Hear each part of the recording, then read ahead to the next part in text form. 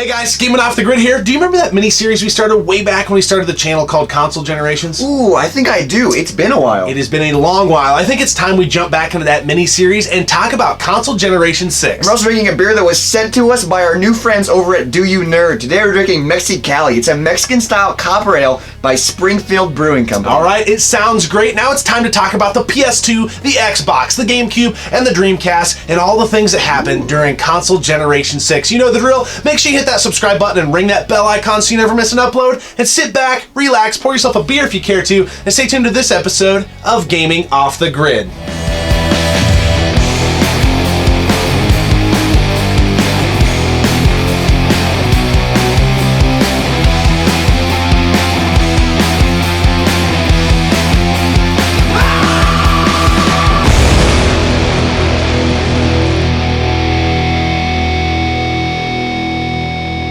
Alright, here we go. Console Generation 6. I'm really excited about this episode, as I believe you are. So am I. This generation, again, was a big part of both of our lives growing up. We have quite an age gap, but we were both heavily involved in Console Generation 6. I just think this generation in general was so huge, and there's still so many games that people play in tournaments and stuff from this generation. That's how impactful this generation is. So let's just jump in and talk about some history real quick. Yeah, so I believe the first console on the scene of this generation, if you will, was the Sega Dreamcast. Yes, and that came out in 1999. Yeah, so very similar to how the Saturn in the previous generation was kind of one of the first on the scene. Sega did it again with the Dreamcast, and right? They were first to the party, and they were also first to leave. Yeah, they were only in production for 2 or 3 years, and they only sold about 9 million copies. Yeah, the Dreamcast sounds a lot like me. Everybody knows. I'm usually the first guy to say, I'm out. Yeah, see you later. I gotta go to bed. I personally really liked the Dreamcast. We'll get into that a little bit more later, but it is unfortunate that it didn't do as well because,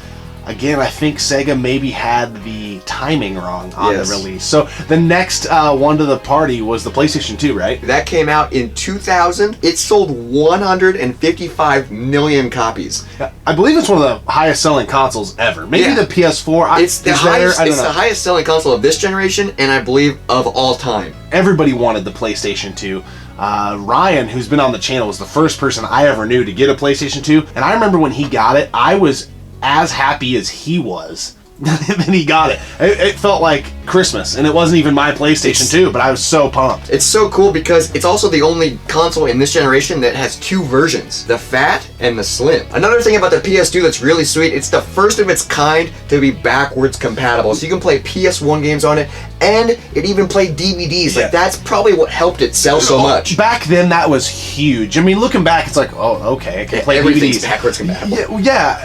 But that was so big because people went from having to buy a Nintendo, a Super Nintendo, a Nintendo 64, and it's like, I can play my last generation games on this, and it was a DVD player, which at the time this came out, not every kid had a DVD player in their room. No. You know, now you can get a DVD player brand new for $4.99. Well, now nobody even has DVDs. Yeah, it's all but at the time, the good call. That was huge. And then the next one, or the next entry would have been from the mainstays, Nintendo, with the Nintendo Gamecube, which this was one of their worst performing consoles. Yeah, it's still less than the N64. Looking back at the era, it's maybe thought of a little more fondly than it was in the moment, right?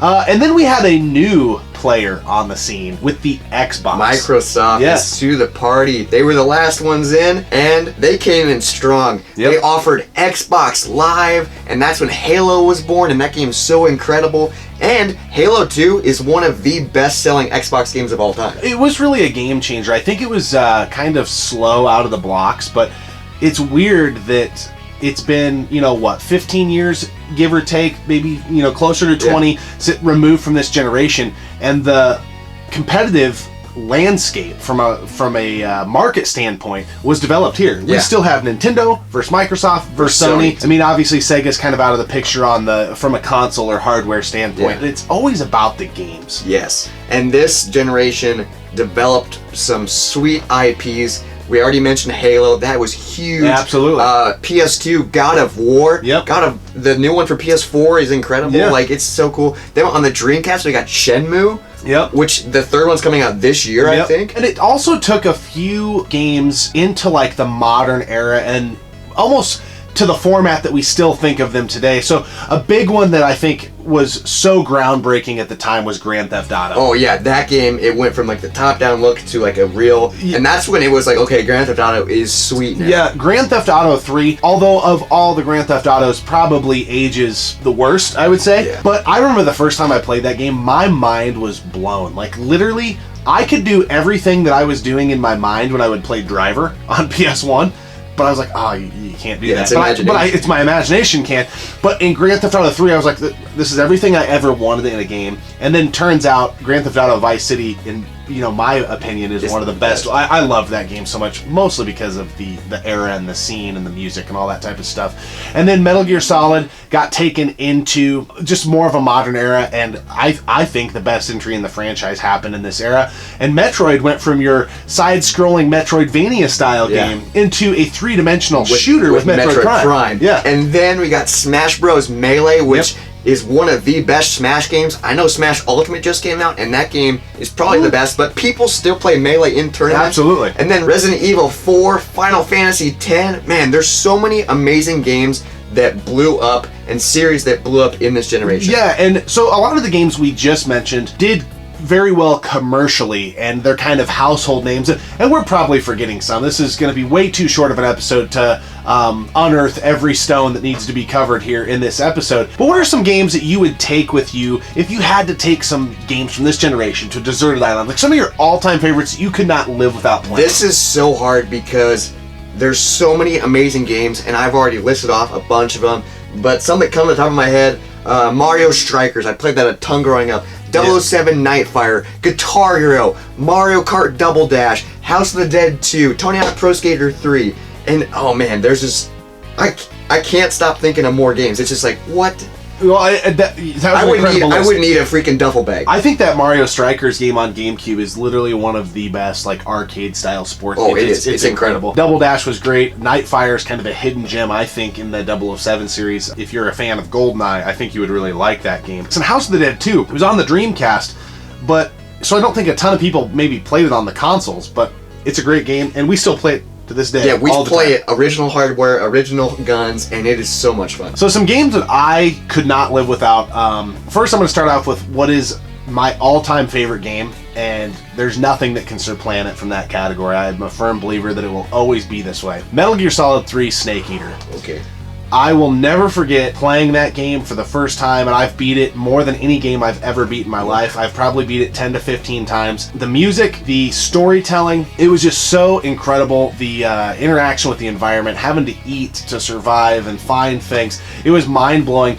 And it does hold up fairly well still today. And it's just a game I'll revisit time and time again. Metroid Prime. I love all the Metroid games, but I remember getting that and not really knowing what to expect, and initially kind of being let down that it wasn't your typical, you were like Super Metroid, right? They changed it. Yeah. But it ended up being something I fell in love with, and another game that I think holds up very well. We are so patiently waiting for Metroid 4, but that is incredible. And I think I've said this before in an episode, but the original God of War blew my mind. It was just the hack and slash mechanics, and I am probably going to get a lot of hate for saying this, but I still prefer that style of that first game to the new one. Yeah. And I love the new one, but that first game moved the needle for me in ways that the new one just hasn't. I love that style. However, it did wear thin on me, once I got to about God of War 3, I was kind of like, okay, same. It was the same deal. Vice City, SOCOM 2, Red Faction 2. Oh, yes. Wow. I forgot about that game. That game is so much fun. It is, and we both love it. It was the Halo that nobody knew about on the PS2. Yeah, it was the PS2's Halo. So a lot of the games we've mentioned so far have kind of been chalk. Most people are going to say, yeah, they should be on there. But Red Faction 2 is one that I think if you're watching, you maybe haven't really tried that out, and solely for the multiplayer component. A couple Dreamcast games that I still love, Jet Grind Radio and Crazy Taxi 2, and Power Stone. I would need a damn duffel bag to get to that island, but I just can't cut some of these off. There's like so many, which is just, it just says like how good this generation was. And speaking of that, how well do you think this generation holds up today? Like if we were to bring a 10-year-old kid in here, how entertaining would it be for them? I think very well. Yeah. I think if you can hook it up the right way, This is kind of a little bit before HD TVs, and so you're either going to need a CRT TV or some pretty decent component cables. It is getting easier to find HD converters for them. Yeah. But like Gamecube's pretty easy because you can play it on a Wii, things like that. So that would be the main issue.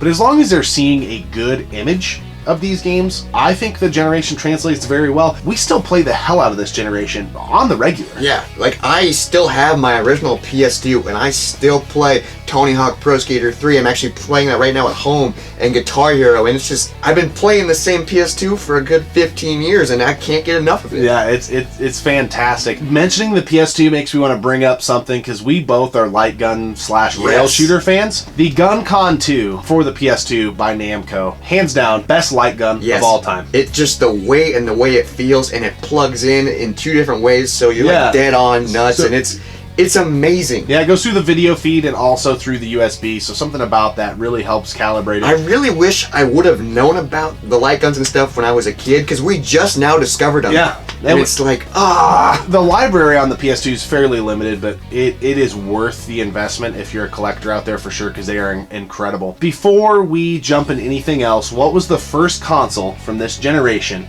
that you owned?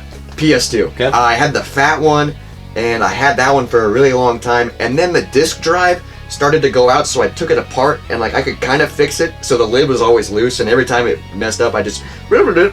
But then it eventually died, and I got the skinny one, and the skinny one's the one I still have. But my neighbors had the Gamecube, and I loved going over to their house and playing it, and that's where I played Melee, that's where I played Strikers. I remember going over to my neighbor's house all the time and doing a tournament in Melee, and it was us versus like 64 computer people. That's awesome. And we would spend all afternoon playing, and it was so much fun. Gamecube is probably one of the best controllers. It is one of the best controllers, and I think the PS2 controller probably falls in next. That one's really good. And then the next two are just, I don't know what the hell was going on. Yeah, the Xbox is so like fat and it's big. huge. The second version of it isn't as bad, but that first Xbox controller, I mean, it feels like you're playing with a tombstone. Yeah, like it's so huge. It's so freaking. Yeah. Well, I mean, the console itself is huge. Yeah. So I think Microsoft was just going in. They were going in big, and I think it. Dreamcast controller's out of control. Oh yeah, too. that's freaking ridiculous. I think it says a lot that they made an adapter for the Switch so you can use GameCube controllers. Absolutely. Yes, that controller's still alive, but so is the PS2 controller, because modern iterations on Sony consoles are mapped out the exact same. Yeah, which is really nice. Yeah. We mentioned that in our last episode. But how does Nintendo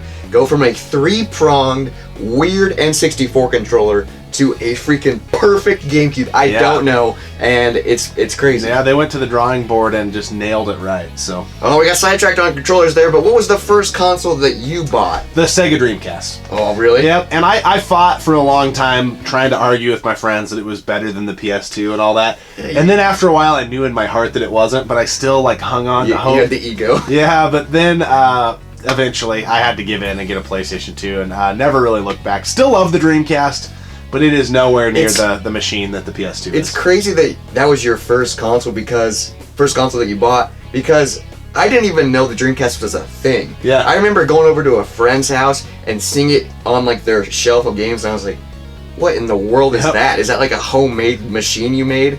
And he was like, no, that's the Dreamcast. And I was like, okay, I'm just gonna go home and play my PS2, you weirdo. Yeah, it's weird. It was really cool. I liked it, and I got a lot of enjoyment out of it. Some of my favorite games ever are still on that system. What do you think about this beer? Well, yours is almost gone. It is gone. This is a very crisp, easy drinker, almost like a lager. I feel like it's a copper ale, but it just kind of has that normal, like a good lager taste. It's just really smooth, and it goes down really easily. Yep.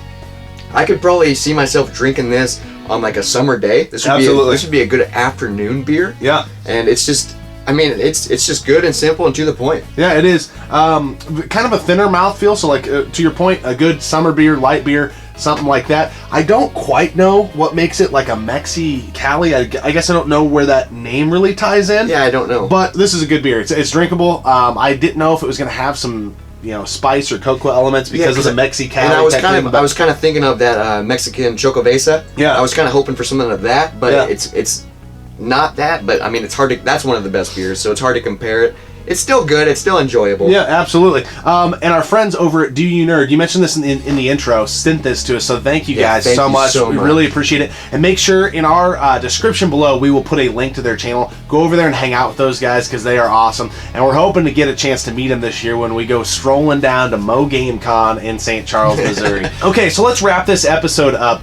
Looking back at this generation, we've established that it has held up very well. Yes. One thing that is really confusing to me is how time kind of lets the chips fall where they may. And I feel like collectors and video game enthusiasts are more fond of the GameCube now. Which is, of this generation. I feel like the GameCube is more collected for. The games are more expensive. It's crazy expensive. More people still play it than the PS2 and Xbox, which during the time, your hardcore people were on the PS2 and Xbox. Well, yeah, the PS2 freaking, it's record-breaking sales, but now the GameCube is like slowly climbing the mountain. I don't know if it's just because everybody had the PS2 or what, but I don't think people in the moment appreciated what the GameCube was. Yeah. And I know, personally speaking, for us as a channel, we definitely played the GameCube and its library more than we played the PS2 and the Xbox. Well, it helps that it's the Wii can play them, and that's so nice. And you can plug your GameCube controllers in, which is so cool. Yeah, but nonetheless, this is an awesome generation. It has held up very well. It's still not impossible to collect for, but you'd better get on it because it's just slowly climbing for sure. Slowly climbing. But a lot of fun, and it's just one of our favorite generations ever. So I'm excited to do the next episode, but right now I'm enjoying this one. This is such... it took us a good 6 months to finally do this episode, but we did it. Yeah, absolutely. Well, we always appreciate you tuning in and subscribing to the channel. Keep gaming, keep drinking. We'll see you next time right here on Gaming Off the Grid. Console generations of our lifetime. Yeah, that was like when we were like 8. Yeah, it was a while back. Dang it.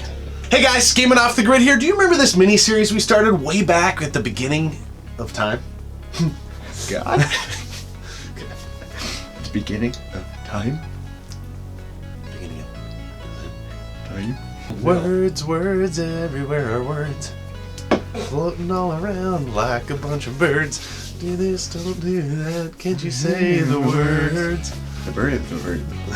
Alright, it sounds delicious. Let's get ready to talk about the PS2, the GameCube, the Xbox. And the Dreamcast. I said Xbox. You mean X-Pac? X-Pac.